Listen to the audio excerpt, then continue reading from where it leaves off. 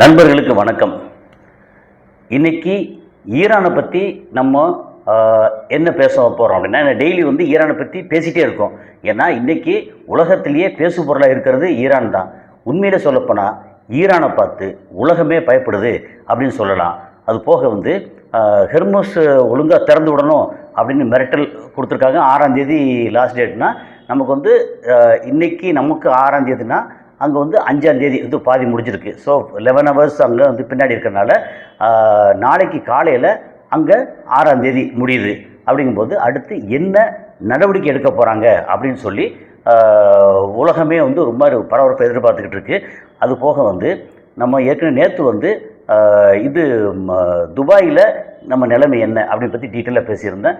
ஆனால் அதுக்கப்புறம் எனக்கு கிடச்சி வந்துகிட்டே இருக்கிற தகவல் என்னென்னா, மொத்த வளைகுடாவிலையும் ப்ராப்ளம் இருக்குது அப்படிங்கிறத. ஸோ அதை பற்றி கம்ப்ளீட் டீட்டெயில் எல்லாம் பேச போகிறோம். நான் கசாலி டிகோட்ஸ். இது உள்ளூர் அரசியல், உலக செய்திகள், சினிமா, சமுதாய கருத்துக்கள் அனைத்தையும் விருப்பு இல்லாமல், சார்பு இல்லாமல் தரவுகளோடு கொடுக்கக்கூடிய ஒரு சேனல். உங்களுடைய ஆதரவு லைக் பண்ணி கிளிக் செய்து சப்ஸ்கிரைப் செய்து நண்பர்களுக்கு பகிர்ந்து ஆதரவு தாருங்கள். நன்றி. இப்போது நான் ரொம்ப முக்கியமாக என்ன சொல்கிறது அப்படின்னா, நேற்று துபாயை பற்றின டீட்டெயில் கொஞ்சம் டேட்டாஸ் எல்லாம் எடுத்து பேசினேன். ஏன்னா நான் அங்கே துபாயில் இருக்கும்போது இருந்த நிலைமையோட இப்போ நிலைமை நிறைய மாறி இருக்குது. ஸோ டேட்டாஸ் எல்லாம் எடுத்து பேசினேன். அதில் சிலர் என்ன சொன்னாங்கன்னா, அங்கே துபாய் லோக்கல் மக்கள் வெறும் 4 லட்சம் பேர் தானா அப்படின்னு கேட்டாங்க. அவ்வளோதான் இருக்காங்க. மொத்தத்துக்கு 1,13,00,000 பேர் அப்படின்னா மொத்த யூஏயில் இருக்காங்கன்னா, அதில் துபாய் மக்கள் ஓவரால் மொத்த மக்கள், அதாவது வெளிநாட்டுக்காரங்க உள்நாட்டுக்காரங்க எல்லாம் சேர்த்தாலே ஒரு 40 லட்சம் பேர் தான் அங்கே துபாயில் இருக்காங்க. மற்றபடி ஷார்ஜா, அஜ்மான்லாம் சின்ன சின்ன நாடு தானே. ஸோ அதில் நம்ம ஆட்கள் எவ்வளோ இருக்காங்க, ஒரு 20 லட்சம் பேர் தாண்டி துபாயில் இருக்காங்க. இல்லை ஓவராலாக பார்த்தீங்கன்னா ஒரு 45 லட்சம் பேர் யூஏயில் நம்ம இந்தியர்கள் இருக்காங்க அப்படின்னு சொல்லலாம். அந்த இந்தியர்கள் அதிகமாக இருக்கிறது யார் அப்படின்னா தென்னிந்தியர்கள், அதுலேயும் குறிப்பாக மலையாளிகள் அப்படி சொல்லலாம். அதனால் நேற்று அங்கே இருக்க நிலைமையை பற்றி பேசும்போது எனக்கு பர்சனலாக நிறைய பேர் ஃபோன் பண்ணி சொன்னாங்க, இல்லை நிலைமையெல்லாம் உண்மையிலே சீரியஸாக தான் இருக்குது. ஆனால் இங்கே இருக்கிற ஆட்கள் சிலர் எனக்கு ஒரு பிரச்சனை இல்லையே அப்படின்றாங்க. என்ன ஒரே ஒரு விஷயம்னா, அங்கே துபாயிலேயோ சவுதியிலேயோ கத்தார்லேயோ இருக்கிற ஆட்களுக்கு எந்த விதமான செய்தியும் கரெக்டாக போய் சேர்றதில்லை. ஏன்னா நம்ம ஊரில் எப்படின்னா செய்திகள் நிறைய ஃபில்டர் பண்ணுறதில்ல, அங்கே நிறைய ஃபில்டர் ஆகுது. அதனால் இன்னொன்று, அந்த செய்தியை ஏதாவது உண்மையான செய்தியை சொன்னால் கூட அது நாட்டுக்கு எதிராக இருந்தால் தவறான செய்தியை பரப்புறீங்க அப்படின்னு சொல்லி அரெஸ்ட் பண்ணுற வேலையெல்லாம் நடக்குது. ஏற்கனவே இதை பற்றி நான் முன்னாடியும் நிறைய எச்சரிக்கை கொடுத்துருக்கேன். ஸோ இப்போ என்ன ஒரு பிரச்சனை, ஒரு விஷயம் அப்படின்னு சொல்லியாச்சுன்னா, வளைகுடா நாடுகளில் இப்போது நமக்கு குறிப்பாக துபாய் பற்றி பேசணும்ல. ஆனால் இப்போ என்னென்னா, சவுதி அரேபியா அங்கேயும் நிறையா நம்ம தமிழர்களுக்கு பிரச்சனை இருக்குது. சவுதி அரேபியாவில் எவ்வளோ தமிழர் இருக்காங்க? கிட்டத்தட்ட 5 லட்சம் பேர் இருக்காங்க சவுதி அரேபியாவில். ஆனால் துபாயில் ரொம்ப அதிகமாக இருக்காங்க. துபாய் அது யூஏயில் அதிகமாக இருக்காங்க. ஏன்னா நமக்கு சவுதியில் என்ன செய்வாங்கன்னா, பொதுவாகவே அங்கே ஈஜிப்சியன் இருக்காங்க இல்லையா, எகிப்துக்காரங்க, அப்புறம் ஜோர்டான், சிரியன், லெபனீஸு, அது போக இவங்க நம்ம இப்போ பிலிப்பைன்ஸ், அவங்கெல்லாம் கொஞ்சம் ஜாஸ்தி இருப்பாங்க. நம்ம இந்தியர்கள் ஓரளவு கம்மியாக தான் இருப்பாங்க. அதாவது யுஏஇ குறிப்பாக துபாய் கம்பேர் பண்ணும்போது சவுதியில் கம்பேரிட்டிவ்லி அங்கே கம்மியாக தான் இருப்பாங்க. ஏன்னா அந்த மக்கள் தொகைக்கு நம்ம சவுதி ஆட்கள் நம்ம இந்திய ஆட்கள் கம்மியாக தான் இருப்பாங்க. ஆனால் இப்போ என்னென்னா, சவுதியிலையும் வேலை இழப்பு பயங்கரமாக இருக்குது. ஏன்னா அங்கேயும் இந்த பிரச்சனைனால எந்த கட்டடமும், இந்த லைன் அப்படின்னு சொல்கிற கட்டடங்கள், அதாவது 2030 மிஷன் 2030 அப்படின்னு முகமது பின் சல்மான் அறிவிச்சு பண்ணிட்டு இருக்கிறாரா, அதுவுமே நிறையா ஸ்டாலாகி நிற்கிது, ஹோல்டாகி நிற்கிது. வேலை நடக்குது, ஆனால் ரொம்ப முன்னாடி ஒரு ஃபுல் ஃபோர்ஸ் நடக்கும் இல்லையா, அந்த மாதிரி பரபரப்பாக நடக்கலை. என்ன காரணம் அப்படின்னா, பண வரவு, டிரான்சாக்ஷன் நிறைய பிரச்சனை இருக்குது. ஏன்னா இங்கே ஈரானை பற்றி எல்லாருமே பயப்படுறாங்க. ஏன்னா என்றைக்கு அமெரிக்கா கப்பலை பின்னாடி திருப்பி கொண்டு போயிட்டு அப்புறம் ஃப்ளைட்டு F-35, F-15, F-16 அடி வாங்கிச்சோ, அன்றைக்கே மொத்தத்துக்கு சவுதி அரேபியா, யுஏஇ இந்த மாதிரி ஜிசிசி கண்ட்ரிஸ் எல்லாமே கொஞ்சம் ரொம்ப பயந்து போய் கிடக்கு அப்படின்னு சொல்லி பெரிய அளவுக்கு. அது போக கத்தாரில் இருந்து அங்கே வேலை இழப்பு எப்படி இருக்குது அப்படின்னு, கத்தாரில் ரொம்ப குறைவு தான் மக்கள். அதே மாதிரி பஹ்ரைனில் ரொம்ப குறைவு. குவைத்தில் நம்ம மக்கள் ஓரளவு இருக்காங்க. ஆனாலும் அங்கேயும் வேலை இழப்பு. இப்போ ஏற்கனவே சொல்லியிருக்கோம், வீட்டை விட்டு அவங்க வீட்டில் போட்டு லோக்கல்ஸ் எல்லாம் நிறைய வெளிநாட்டுக்கு போயிட்டாங்க. அங்கே இருக்கிற ஆட்கள் இருக்கிற சாமானை சாப்பிட்டுட்டு இருந்தாங்க. தொடர்ந்து பட்டினி கிடக்கிற பிரச்சனை இருந்துச்சுன்னு ஏற்கனவே சொல்லியிருந்தேன். அது இல்லை அப்படிலாம் எப்படி போவாங்க அப்படின்னு என்னென்னா எதிர்கருத்து வரும். ஆனால் எதுக்கெடுத்தாலும் எதிராக சொல்கிற கருத்துக்கள் அப்படி. அதுபோக நம்மளுடைய சேனலில் வந்து பின்னூட்டத்தில் வந்து ஒருத்தர் சேலம் மணிகண்டன் யாரோ எனக்கு கரெக்டாக பேர் கரெக்டாக தெரியல, அதனால் வந்து எப்போ பார்த்தாலும் மோடியை பற்றி மோடிஜின்னு சொல்லி சம்மந்தம் இல்லாமல் இங்கே வந்து வாந்தி எடுக்கிற விஷயம் இருக்கு இல்லையா, அது வந்து ரொம்ப தவறான விஷயமா இருக்குது. அதாவது இப்போ பேசுகிறேன்னா இந்த பேசுகிறதில் மாற்று கருத்து இருக்குது, இவ்வளோ மக்கள் தொகை குறைவாக இருக்குது, நீ குறைவாக சொல்கிறீங்க, நிறையா இருக்குது, இல்லை இங்கே வந்து வேலை இழப்பு இல்லை, இங்கே நல்லா இருக்குது அப்படிங்கிறத நீங்கள் வந்து சொல்லுங்கள், அதெல்லாம் தப்பு. மாற்று கருத்து எப்பவுமே தவறு இல்லை. ஆனால் தேவையில்லாமல் வந்து தனக்கு என்ன பிடிச்சிருக்கோ அதை போய் கண்ட இடத்துல போய் வாந்தி எடுக்கிறது, அந்த மாதிரி விஷயங்கள்லாம் வந்து தவிர்க்கிறது நல்லது. ஏன்னா என்னோடய சேனலில் கெட்ட வார்த்தை பேசுகிறது, பின்னூட்டத்தில் கெட்ட வார்த்தை பேச அலோவ் பண்ணுறது இல்லை. அது மாதிரி சம்மந்தம் இல்லாமல் கட்சி சார்பாக இந்த கட்சி அந்த கட்சின்னு இதில் நம்ம வளைகுடா பற்றி பேசிகிட்டு இருக்கோம், ஈரான் ஈராக்கை பற்றி மிடில் ஈஸ்ட்டை பற்றி பேசிகிட்டு இருக்கோம். அதில் நம்ம ஊர் கட்சியை பற்றி ரொம்ப வந்து அடிச்சுக்கிறதெல்லாம் இங்கே வந்து தேவையில்லாத விஷயம் அப்படிங்கிறது. ஏன்னா நாம் பேசுகிறது எப்படின்னா வெறுமனே தகவல் மட்டும் இல்லை, நமக்கான கவலை. ஏன்னா நம்ம இந்தியர்கள், குறிப்பாக தமிழர்கள், அதில் வந்து அங்கே வளைகுடாவிலேருந்து, குறிப்பாக சவுதி துபாயிலேருந்து நமக்கு நிறைய வருமானம், இந்திய அரசுக்கு வர்ற வருமானம் ஒரு பக்கம், ஆனால் நமக்கு நம்ம வீடுகளுக்கு வரக்கூடிய வருமானம் என்னென்னா முன்ன மாதிரி இல்லாமல் நமக்கு சேமிக்கிற பழக்கம் வந்து ரொம்ப ரொம்ப குறைஞ்சிருக்கு. ஸோ இந்த சேமிக்கிற பழக்கம் இல்லாதனால இப்போ உதாரணத்துக்கு அங்கேருந்து ஒரு 10 லட்சம் பேர் தமிழர்கள் வந்து திரும்பி வந்துட்டாங்க. Qatar, Kuwait, Saudi Arabia, UAE, Dubai, எல்லாத்துலையும், அதாவது அபுதாபி, துபாய் அப்படி எல்லா இடத்துல இருந்தும் இங்கே வந்துட்டாங்க. அப்படின்னா அவங்களுக்கு வந்து வந்த உடனே ராஜபோகம் இல்லை, இன்னும் ஒரு 10 வருஷத்துக்கு நம்ம உட்காந்து சாப்பிட்லாம் அப்படின்ற மாதிரி சேமிப்பு அப்படின்னு பெருசாக ஒன்று நான் நிறைய விசாரிக்கிற வரைக்கும் அங்கே பணம் வந்துச்சா, வரும்போது இங்கே ஆடம்பரமாக செலவு பண்ணி, அதில் வந்து தவறு ரைட்டுங்கிறலாம் நான் சொல்ல வரல. ஆனால் நமக்கு இந்த மாதிரி ஒரு சுச்சுவேஷன் வந்துருச்சு. இந்த சுச்சுவேஷன் வந்ததுக்கப்புறம் அங்கேருந்து திரும்பி வர்றாங்க நம்ம ஆட்கள். அங்கே பெரும்பாலான நம்ம மக்கள் வந்து லேபர் வேலை தான் பார்த்துருக்காங்க. இப்போ தான் ஓரளவு பரவாயில்லாத அளவுக்கு ஒயிட் காலர் ஜாப், ஆஃபீஸில் டெக்னீஷியனாக, அப்புறம் வந்து டிராஃப்ட்ஸ்மேன்லேருந்து, மேனேஜர்லேருந்து, IT கம்பெனிலேருந்து, அது போக நிறையா, அதாவது லேப் டெக்னீஷியன்லேருந்து, மருத்துவமனையிலேருந்து நிறைய இடங்களில் வந்து இப்போ கொஞ்சம் பெட்டர் வேலைக்கு நிறைய போய்கிட்டு இருக்காங்க. ஆனால் பெரும்பாலான ஆட்கள் ப்ளூ கலர் ஜாப், அதாவது ரோட்டு வேலை, கட்டிட வேலை, மேஸ்திரி, அதில் வந்து அவங்களுக்கு அசிஸ்டண்ட்டு அப்படின்னு, அப்புறம் கார் துடைக்கிறது, வீட்டை துடைக்கிறது, அதுக்கப்புறம் கார்டன் தண்ணி ஊற்றுறது, கார்டன் புல் வெட்டுறதுலேருந்து, ஒட்டகம் மேய்க்கிறதுலேருந்து, இந்த மாதிரி நிறையா நம்ம மக்கள், பெரும்பாலான மக்கள் ப்ளூ கலர் ஜாப். ஆனால் அவங்க அனுப்புகிற பணமே எக்கச்சக்கமான பணம். அதுவும் சவுதியிலேருந்து ஒரு வருஷத்துக்கு 7,000 கோடி ரூபாய்க்கு மேலே நமக்கு தமிழ்நாட்டுக்கு மட்டும், அது இந்தியாவுக்கு வரும், பட் தமிழ்நாட்டுக்கு வந்து சேர்றது 7,000 கோடி ரூபாய்க்கு மேலே. ஸோ இந்த பணத்தில் வந்து எவ்வளோ பணம் வந்து இப்போ ஸ்டாப் ஆகிருக்கு அப்படின்னு கரெக்டாக நான் டீட்டெயில் எடுத்து ட்ரை பண்ணி பார்த்தேன், கிடைக்கல. அப்போது ஒரு வருஷத்தில் இவ்வளோ பணம் வந்து சவுதியிலேருந்து மட்டும், நம்ம அதுவும் தமிழ்நாட்டுக்கு மட்டும் இவ்வளோ வருது அப்படின்னா இந்திய அளவில் எவ்வளோ வருது, கேரளாவுக்கு எவ்வளோ வரும்? கேரளா வந்து துபாயை விட சவுதியில் கேரளா மக்கள் குறைவு, ஆனால் UAEயில் வந்து கேரளா மக்கள் ரொம்ப அதிகம். அது ஏற்கனவே சொல்லியிருக்கேன். அந்த சவுதி அரேபியா அவங்க வந்து ப்ரோ அராப்ஸ், அவங்க எப்படின்னா GCC அராப்ஸு, அவங்கள வந்து ரொம்ப விரும்புவாங்க. இந்தியனுக்கு வந்து வேலை கொடுப்பாங்க, பட் ரொம்ப பெருசாக இல்லை. பட் அங்கே வந்து டிரைவர்ஸ் இவங்க எல்லாமே நிறைய வேலைக்கு வந்து பாகிஸ்தான் இருக்காங்க, பங்களாதேஷ் இருக்காங்க, பிலிப்பைன்ஸ் நிறையா இருக்காங்க. ஸோ அதனால் இப்போ நேற்று பேசினோட தொடர்ச்சி இப்போ என்ன சொல்கிறது அப்படின்னா, எனக்கு அங்கே கிடைச்சிருக்க தகவல், எல்லா இடத்துல இருந்தும் நம்ம தமிழ் மக்களுக்கு வேலை இழப்பு அப்படியே வந்துக்கிட்டே இருக்குது. நம்ம அடுத்து இங்கே என்ன செய்ய போகிறோங்கிறத நமக்கு கூடி ஆலோசனை பண்ணி, அதாவது அவங்கவுங்க ஃபேமிலியில் அவங்கவுங்க சொந்தக்காரங்க என்னென்னலாம் இருக்கோ அதை கூடி ஆலோசனை பண்ணி அங்கேருந்து திரும்பி வரும்போது நம்ம ரிட்டர்ன் வந்து போகிறதுக்கு எப்படி ஃப்யூச்சரில் போவோம், என்ன பிரச்சனைலாம் முடிஞ்சதுக்கப்புறம் இன்னொரு விஷயம் என்னென்னா, நிறைய கட்டிடம்லாம் அங்கங்கே அடிபட்டு எல்லாம் ஒரு மாதிரி இருக்குது அப்படின்னா அவங்க வந்து மறுபடியும் அந்த கட்டுமானத்துக்கு, அதாவது பிரச்சனைலாம் தீர்ந்துருச்சு, எல்லாம் பிரச்சனை இல்லை, எவ்ரிதிங் ஓகே அப்படின்னு சொல்லியாச்சுன்னா நமக்கு வந்து இன்னும் வேலை வாய்ப்பு முன்னே இருந்ததை விட இன்னும் கொஞ்சம் அதிகமாக தான் வரும். ஏன்னா அங்கே இடிஞ்சு விழுந்தது இது எல்லாத்தையும் கட்டுமானம் இருக்குல்ல, அந்த கட்டடம் கட்டுறதுக்கு நமக்கு வந்து கட்டடமோ ரோடோ அல்லது நிறைய டெவலப்மெண்ட்டுக்கு நமக்கு வேலை வாய்ப்பு இன்னும் அதிகமாக வரும்.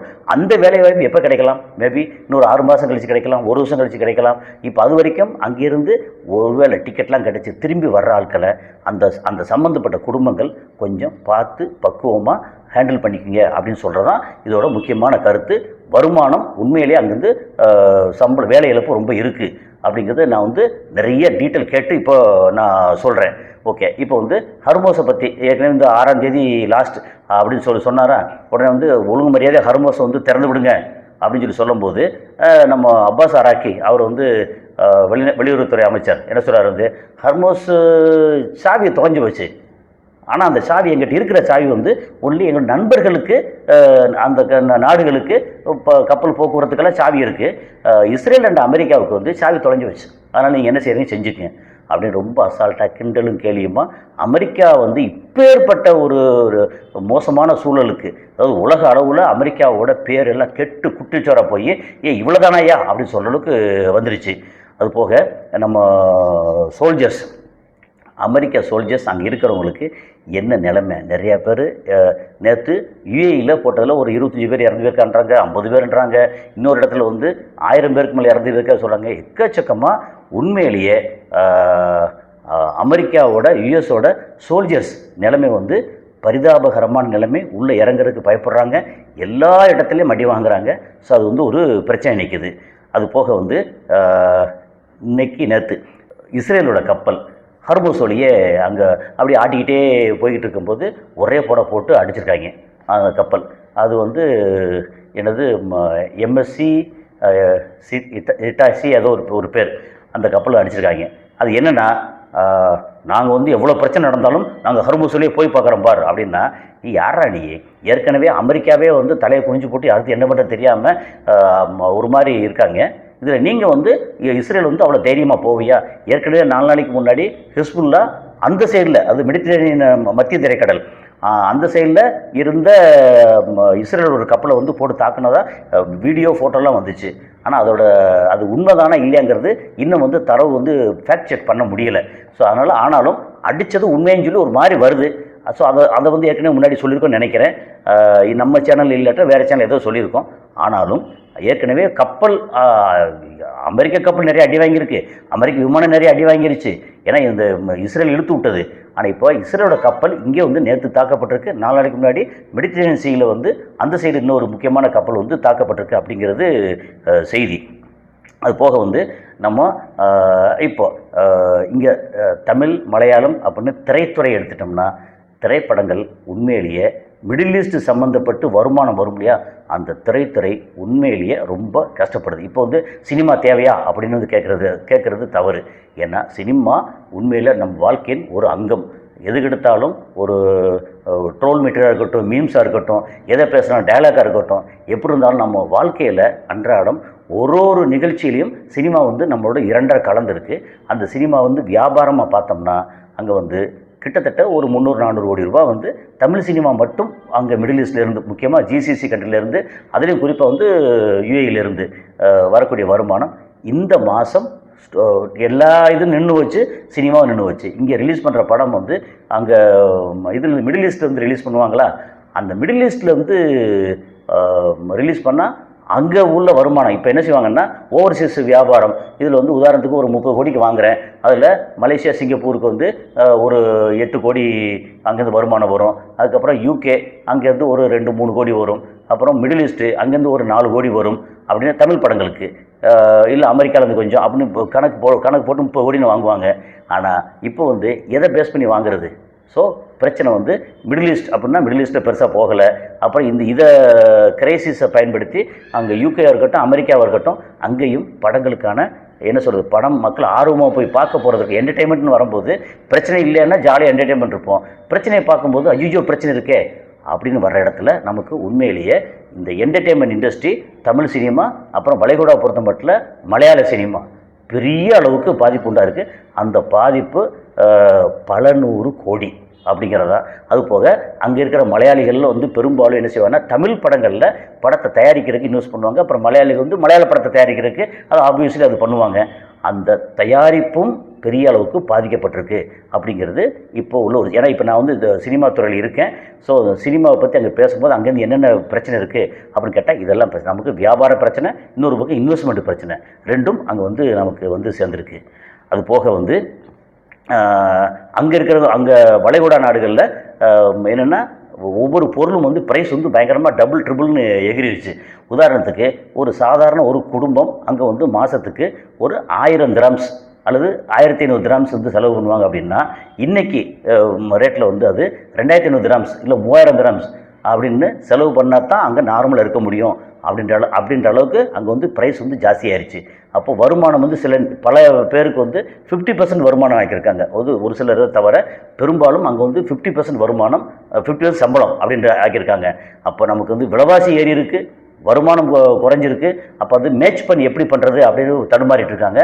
அதே நேரத்தில் நம்ம ஊர்லேயும் இந்த கேஸ் பிரச்சனை அப்படின்றதுனால ஏகப்பட்ட இடங்களில் வந்து விலைவாசி டக்குன்னு பயங்கரமாக ஏறி இருக்குது. ஏன்னா இந்த லாரி வாடகை, அது டீசல், பெட்ரோல் டீசல் விலை ஏறாட்டால் கூட இதை காரணம் காமிச்சு நிறையா இடங்களில் வந்து நமக்கு பொருட்களோட விலை வந்து பயங்கரம் ஏறி இருக்குது. அப்போ என்ன, நம்ம இது வரைக்கும் கையில் சேமிப்பு இருந்தால் சேமிப்பு கரையும், சேமிப்பு இல்லைன்னா கடன் வாங்க வேண்டி வரும். இந்த கடனை வந்து சரி பண்ணுறதுக்கு இன்னும் அடுத்து எத்தனை மாதமாக போதோ, எத்தனை வருஷமாக போதோ யோசிச்சு பார்த்தீங்கன்னா, யாரோ ஒரு வீணாக போன ஒரு இஸ்ரேலுக்காரன் இங்கே வந்து அடிக்கணும்னு சொல்லி அங்கே தூண்டி விட்டு, அங்கே ட்ரம்ப்பு அவங்க வந்து ஈரானில் அடித்தது நமக்கு எந்த அளவில் நமக்கு பர்சனலாக வந்து பாதிக்குது பாருங்கள். ஏன்னா அங்கே அதாவது நிறைய குடும்பங்கள் வந்து வளைகுடா நாட்டோட வருமானத்தை நம்பி இருக்குது. அப்போ அங்கேயும் விலைவாசி ஏறிடுச்சு, இங்கேயும் விலைவாசி ஏறிடுச்சு. ஆனால் அங்கே வந்து வருமானம் குறைஞ்சிச்சு, நிறைய பேருக்கு வேலையெல்லாம் போயிடுச்சு. இப்பேற்பட்ட ஒரு சூழலில் வந்து நம்ம எப்படி சமாளிக்க போகிறோம் அப்படிங்கிற விஷயத்தை, ஏன்னா நம்ம சொல்கிறது வந்து வெறுமனே செய்தி வாசிக்கிற இடம் இல்லை, நமக்கு என்னங்கிற விஷயத்தை என்னெல்லாம் பண்ணலாம் அப்படிங்கிற விஷயத்தை வந்து ஒரு சின்ன ஆலோசனை, அதுக்கப்புறம் உங்கள்கிட்ட ஆலோசனை கேட்குறது வந்து எனக்கு நிறையா நண்பர்கள் வந்து உண்மையிலேயே நமக்கு வாய்ச்சிருக்க நண்பர்கள், சிறப்பான நண்பர்கள் வாட்ஸ்அப்பில் உண்மையிலேயே நிறைய விஷயங்கள் அனுப்புகிறாங்க, பேசுகிறாங்க.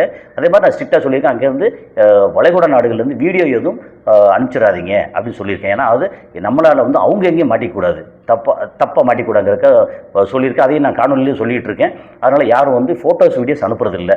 ஆனால் டெக்ஸ்ட் மெசேஜ் வந்து சில இது அனுப்புகிறாங்களா, கொஞ்சம் எப்படின்னா ரொம்ப அந்த நாட்டை பற்றி தவறானது இல்லாமல் என்ன இருக்குதோ அப்படிங்கிறது பண்ணுறாங்க.